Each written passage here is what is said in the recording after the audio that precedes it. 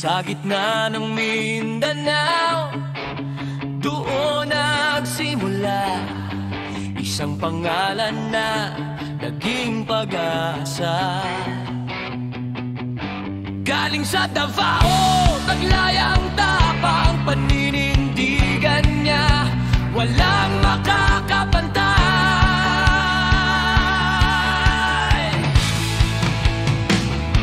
Mayor noon, ngayon presidente na, bit-bit ang pagbabago, yan ang agenda, walang takot sa kaaway, walang inuurungan para sa Pilipino, siya'y laging handa.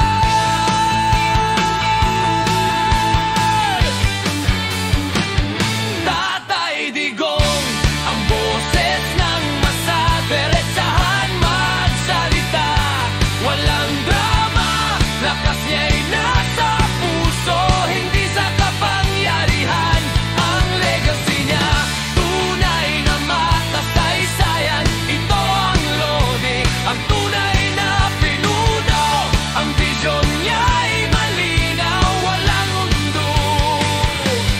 Change is coming, at ito'y naramdaman. Salamat sa serbisyo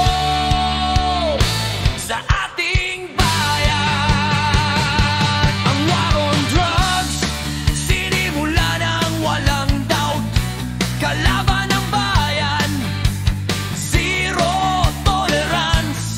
Ang shout, build, build, build, mga infrastructure umuusad para sa next generation, walang dapat na ipag-alagad.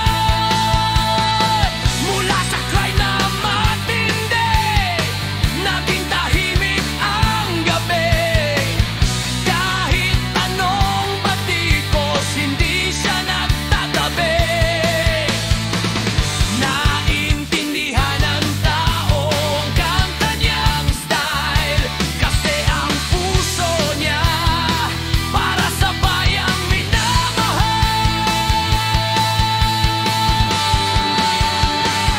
Tatay Digong, ang boses ng masa, diretsahan magsalita, walang drama, lakas niya'y nasa puso, hindi sa kapangyarihan, ang legacy niya, tunay na makasaysayan, ito ang lodi, ang tunay na pinuno, ang vision niya'y malinaw, walang undo.